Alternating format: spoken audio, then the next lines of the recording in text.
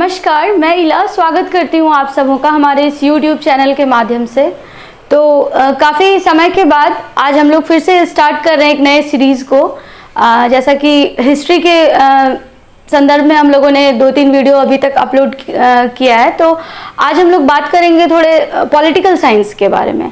तो किसी भी एग्ज़ाम में आप यदि हिस्ट्री को जितना प्रेफर कर रहे हैं उतना आपको पॉलिटिकल साइंस को भी पढ़ने की आवश्यकता है। तो उसी के दरमियान हम लोग एक छोटे से टॉपिक संविधान सभा को आज देखेंगे।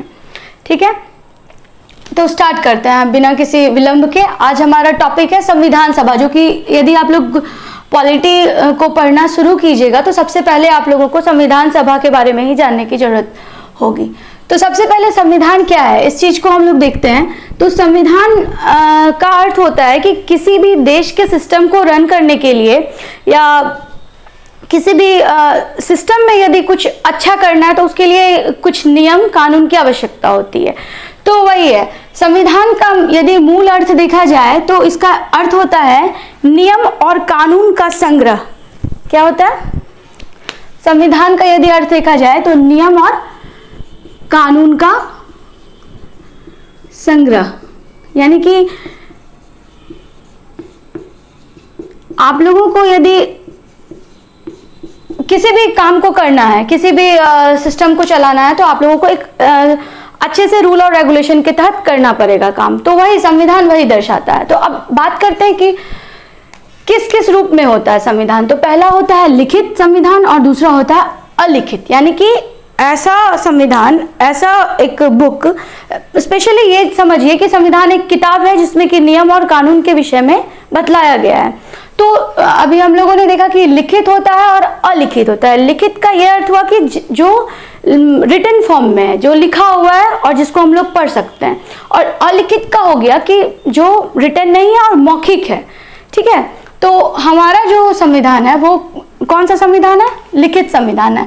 यहाँ पे लिखा हुआ है, देखिए। तो भारत जो है, भारत के विषय में ये जानिए कि भारत जो है विश्व का सबसे बड़ा लिखित संविधान में आता है। ठीक है, जो भी पॉइंट बताया जा रहा है उसको आप लोग लिखते चलिए। भारत जो है वो विश्व का सबसे बड़ा लिखित संविधान में आता है। और उसी के ऑपोजिट मोनाको एक देश है जो कि सबसे छोटा लिखित संविधान का एक उदाहरण है। ठीक है, अब दूसरी बात करते हैं कि सबसे पहले आखिर ये जो संविधान है, कॉन्स्टिट्यूशन है, इस वर्ड की संकल्पना सबसे पहले किसने दी? तो ब्रिटेन के एक व्यक्ति है सर हेनरी मैन। कौन है? ब्रिटेन के एक व्यक्ति है सर हेनरी मैन, जो कि सबसे पहले संविधान के विषय में बतलाने वाले इंसान है। ठीक है, ये 2 पॉइंट क्लियर हुआ। अब नेक्स्ट देखते हैं कि जनक किसे कहा जाता है। संविधान का जनक किस देश को माना जाता है? तो संविधान का जो जनक है वो है ब्रिटेन। संविधान का जनक कौन सा देश है? ब्रिटेन। अब दूसरी बात देखते हैं कि यदि जनक इसे कहा गया है, और इसके बारे में एक खासियत ये जानिए कि ब्रिटेन जो है वो लचीला संविधान, लचीला का एक एग्जाम्पल। अब लचीला का क्या अर्थ हुआ? एक वर्ड आता है लचीला और दूसरा वर्ड आता है कठोर। ठीक है, क्वेश्चन आप लोगों को मिल सकता है कि ऐसे देश का नाम बताइए जहां का संविधान लचीला है, और या फिर ऐसे देश का नाम बताइए जहां का संविधान कठोर है। तो एग्जाम्पल है ये, लचीला का एग्जाम्पल हो गया ब्रिटेन और कठोर का हो गया यूएसए। लचीला का ये अर्थ हुआ कि वैसा संविधान जिसका संविधान संशोधन आराम से हो जाए। ठीक है, कॉन्स्टिट्यूशनल अमेंडमेंट आराम से हो जाए तो वो हो गया लचीला। ठीक है, उसका एग्जाम्पल क्या है? ब्रिटेन। और वैसा संविधान जिसका कि अमेंडमेंट, जिसका कि संशोधन काफी मुश्किल से हो या फिर ना के बराबर हो, उसका एग्जाम्पल क्या हो गया? यूएसए। ठीक है, अब भारत की बात यदि करें तो भारत लचीला भी है और कठोर भी है। ठीक है, यहाँ अमेंडमेंट हो भी सकता है और कुछ ऐसी शर्तें हैं जिससे यह दर्शाया जा सकता है कि इंडिया में संविधान थोड़ा कठोर है, यानी कि इंडिया जो है वो लचीला भी है और कठोर भी है यहाँ का संविधान। ठीक है, ये सब आया होगा एग्जाम में, बिल्कुल फोकस कीजिएगा। ठीक है, नेक्स्ट पॉइंट देखिए, मानवेंद्र नाथ रॉय। ठीक है, मानवेंद्र नाथ रॉय ऐसे पर्सनालिटी हैं जिन्होंने इंडिया में सबसे पहले संविधान की बात करी।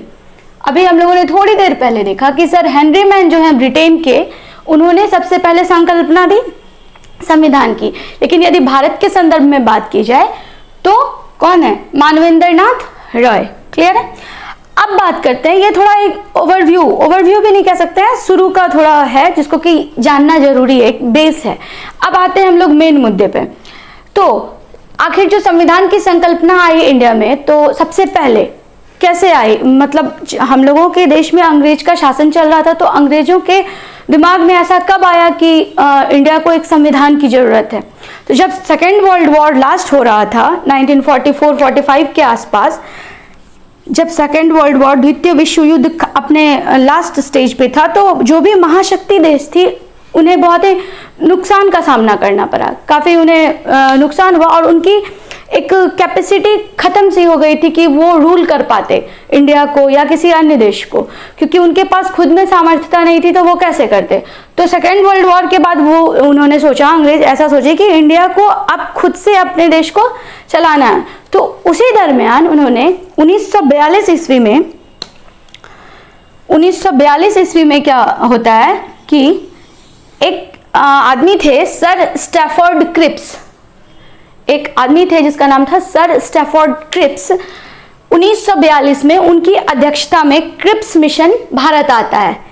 1942 में सर स्टैफोर्ड क्रिप्स की अध्यक्षता में क्रिप्स मिशन भारत आता है, जिन्होंने संविधान की संकल्पना रखने की बात की। लेकिन ये जो है ना रद्द हो जाता है। क्यों रद्द होता है? क्योंकि इनका ये मानना था कि ये ऐसा कहते कि जब द्वितीय विश्व युद्ध खत्म हो जाएगा तब हम लोग बात करेंगे संविधान बनाने की। तो इस पे हमारे देश के तभी के एक महान व्यक्तित्व महात्मा गांधी ने क्रिप्स मिशन को कहा कि ये एक दिवालिया बैंक का चेक है, यानी कि पोस्ट डेटेड चेक। क्वेश्चन में आप लोगों को मिलेगा कि क्रिप्स मिशन को पोस्ट डेटेड चेक किसने कहा था, किसने संज्ञा ली थी? तो किसने दी थी पोस्ट डेटेड चेक की संज्ञा? महात्मा गांधी ने। ठीक है, बिल्कुल आया हुआ है ये सब क्वेश्चन। ठीक है, तो क्रिप्स मिशन भी असफल हो जाता है। लेकिन यदि बात किया जाए कि एक सफल रूप में किसने अपना काम दिखाया, तो वो है कैबिनेट मिशन।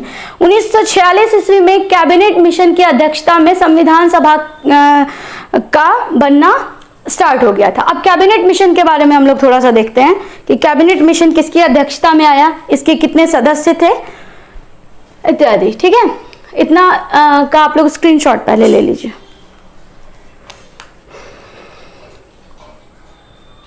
हो गया? अब थोड़ा हम लोग कैबिनेट मिशन के बारे में देखते हैं। ठीक है, तो कैबिनेट मिशन 1946 में आया था। तो कौन कौन इसके सदस्य थे इसको जानिए पहले।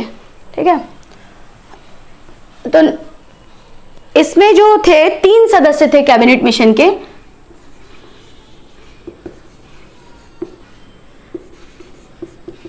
जो कि 1946 में आया था।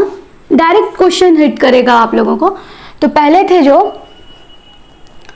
वो थे यही क्रिप्स मिशन को जो लेकर आए थे सर स्टैफोर्ड क्रिप्स। ठीक है, दूसरे थे एवी अलेक्जेंडर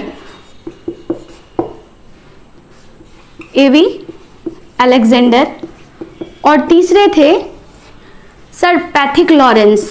कौन थे? Sir Pethick Lawrence. अब बात यहां पे ये आएगा कि कैबिनेट मिशन में जो ये 3 सदस्य थे, इसमें से अध्यक्षता किसने की थी? तो अध्यक्षता की थी पैथिक लॉरेंस ने। किसने अध्यक्षता की थी? सर पैथिक लॉरेंस ने।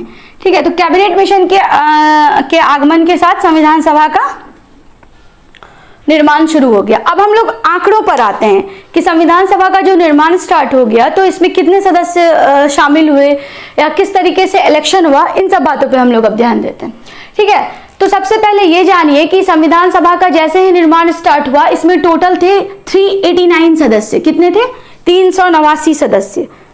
ठीक है, अब ये 389 कैसे हुआ? तो उस समय में ये जानिए कि जब इंडिया मतलब स्वतंत्रता के समय का बात है, जैसे अभी आप लोग सुनते होंगे ना कि 125 करोड़ देशवासी हैं इंडिया में, तो उस समय में 40 करोड़ की जनसंख्या थी। उस समय में कितनी जनसंख्या थी? 40 करोड़ की जनसंख्या थी। और ऐसा किया गया था, मतलब सेट किया गया था कि 10 लाख आदमी पे एक उम्मीदवार होगा। ध्यान से समझते जाइएगा, इसमें बहुत कंफ्यूजन होता है। ये जो डाटा है इसमें स्टूडेंट अक्सर क्या करते हैं ना कि डाटा को रट लेते हैं, तो इसलिए ध्यान से समझिएगा। जो भी मेरी कोशिश है कि अच्छे से क्लियर करूं। तो 10 लाख के जनसंख्या पे कोई एक उम्मीदवार खड़ा होगा, ठीक है। 389 कैसे हुआ है इसके बारे में जानिए। यहाँ कुछ भी हो सकता था डाटा, लेकिन 389 है। उसके पीछे ये कारण है कि उस समय में 40 करोड़ की जनसंख्या थी और ऐसा किया गया सेट कि 10 लाख जनसंख्या के ऊपर एक उम्मीदवार आएगा।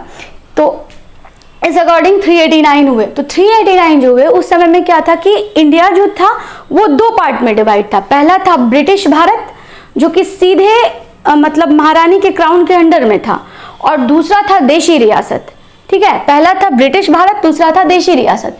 तो ब्रिटिश भारत के जो लोग थे वो वहां से चुनकर आए थे 292। कितने आए थे? 292। और देशी रियासत से जो आए थे वो थे 93। यानी कि बस देखिए 2 का डिफरेंस है, 92 और फिर 93, ठीक है। 292 और 293। और ये जो +4 है, +4 पे ध्यान दीजिएगा। तो ये जो +4 है, जैसे हम लोग जानते हैं ना यूटी, यूनियन टेरिटरी, संघ शासित क्षेत्र अभी के जो हैं, उसी तरह ये जो 4 है ये चीफ कमिश्नरी क्षेत्र थे। ये क्या थे?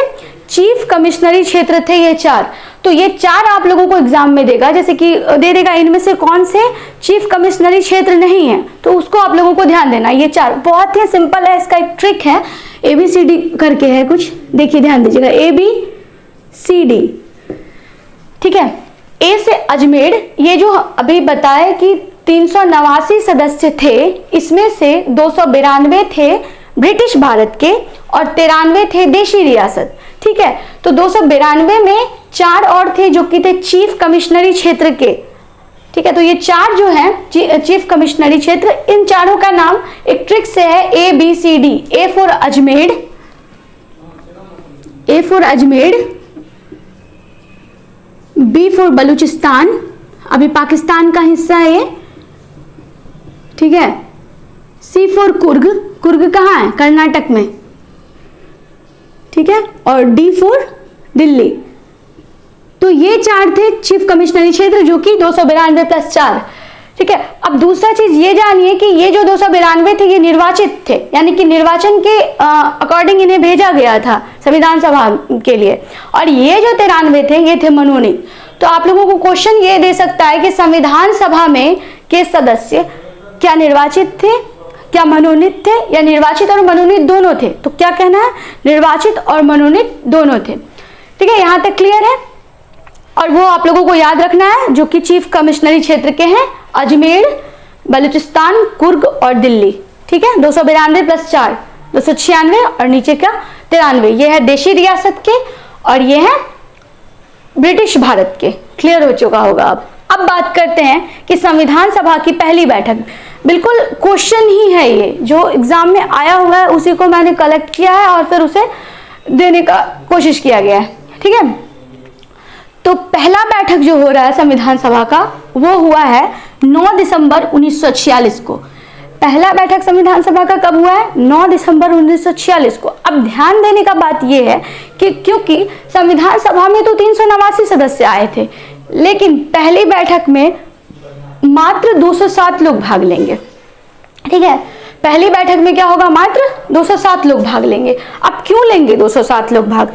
389 जब सदस्य थे तो 207 ही भाग क्यों ले रहे हैं? इसके पीछे सुनिएगा बात। हुआ ये था कि संविधान सभा में जो सदस्य थे उसमें क्योंकि मुस्लिम लीग के भी लोग थे, मुस्लिम लीग के टोटल थे 73 मेंबर। कितने थे? मुस्लिम लीग के थे 73 मेंबर, मुस्लिम लीग के थे 73 मेंबर और देशी रियासत के हम लोगों ने देखा था 93 हैं। तो ये मुस्लिम लीग का क्या हुआ ना कि ये इनके दिमाग में ऐसा आ गया था कि हमारा जो देश है वो पाकिस्तान बनने वाला है, हमारा नेता वहां का ही होगा, तो हम यहाँ क्यों आए? तो ऐसा जो उनके दिमाग में था, थोड़ा मिसकॉन्सेप्शन तभी के लिए, तो वो क्या करते हैं, वो भाग नहीं लेते हैं पहली बैठक में। अभी हम लोग बात कर रहे हैं पहली बैठक की जो 9 दिसंबर 1946 को हुई थी। तो 207 लोग जो भाग ले रहे हैं इसमें मुस्लिम लीग नहीं आता है, बाइकआउट कर रहा है 73 लोग। और 73 लोग, दूसरा जो है वो देशी रियासत का लोग, देशी रियासत का जो था कुछ देशी रियासत के लोग भी नहीं आते हैं। उनके दिमाग में थोड़ा संशय था कि मतलब हम जो है देशी रियासत में जो राजा महाराजा कर रहे थे, रूल कर रहे थे, उनको ऐसा था कि जब इंडिया को मिल जाएगा स्वतंत्रता तो क्या हम इंडिया के साथ रहेंगे या हम स्वतंत्र रहेंगे। तो ऐसा जो उनके दिमाग में चल रहा था, तो वो क्या हुए, वो भी थोड़ा हिचकिचाए और कुछ लोग वहां से भी नहीं आए। तो इसलिए 389 में केवल 207 लोगों ने भाग लिया। दूसरा मेन चीज ये है कि कभी कभी क्वेश्चन आता है कि संविधान सभा का जो ये सदस्य थे, क्या इसमें महिलाएं भी थी, और थी तो कितनी थी।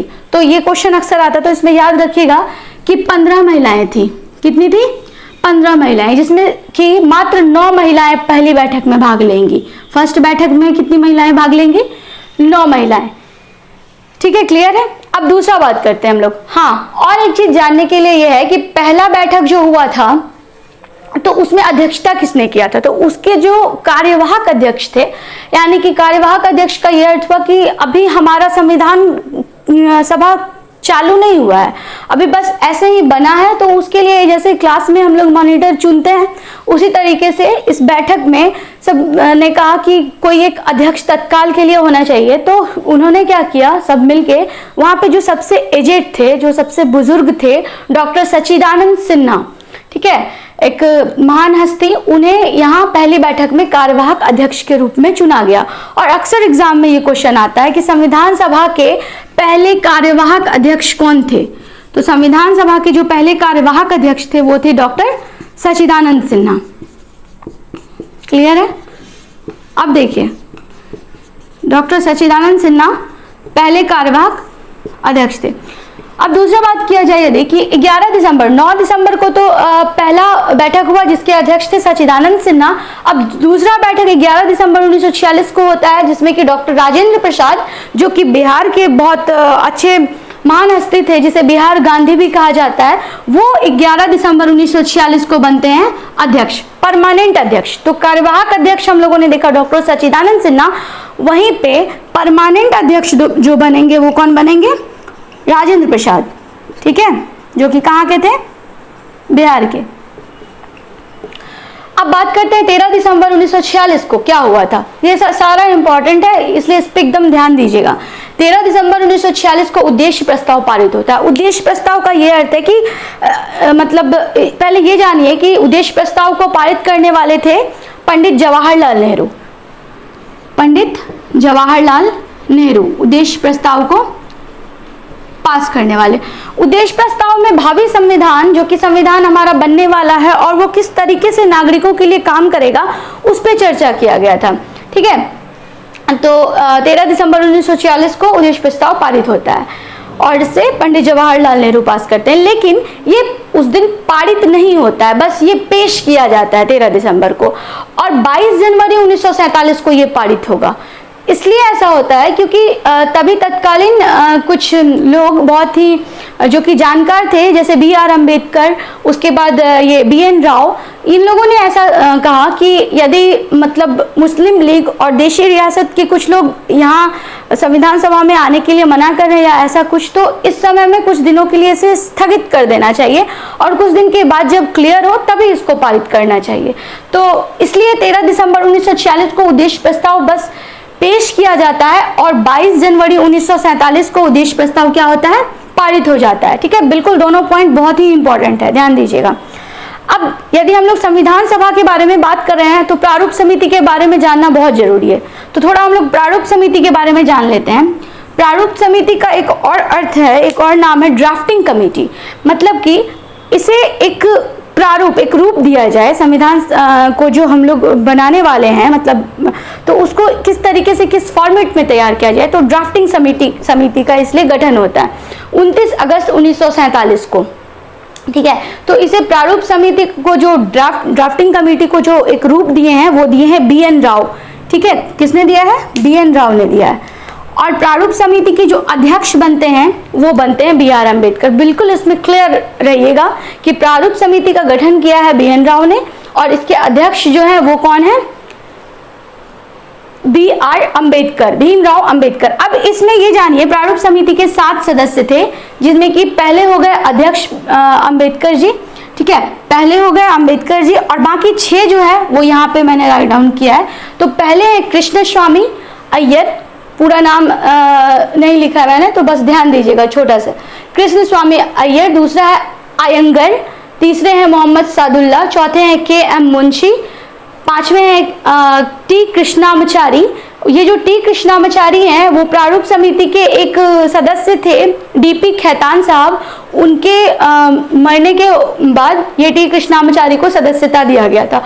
और एक है माधव राव, ठीक है। तो प्रारूप समिति के कुल सदस्य 7 थे, जिसमें अध्यक्ष थे भीमराव अंबेडकर और बाकी 6 सदस्य यहाँ पे, कृष्ण स्वामी अयंगर, मोहम्मद सादुल्ला, के.एम. मुंशी, कृष्णामचारी और माधव राव, ठीक है। इतना क्लियर है।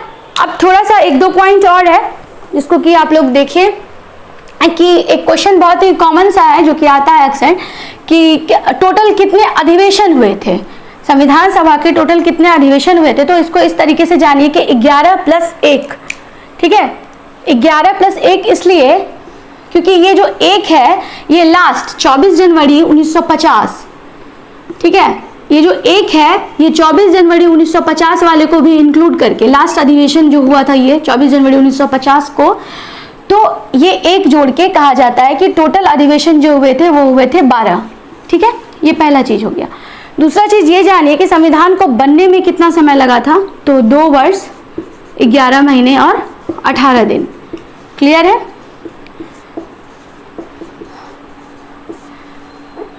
और नेक्स्ट एक चीज और है कि जैसे कि संविधान तो बन गया था, तो बन के तैयार कब हुआ था, तो 26 नवंबर 1949 को बन के तैयार हो गया था और कुछ चीजों को लागू कर दिया गया था।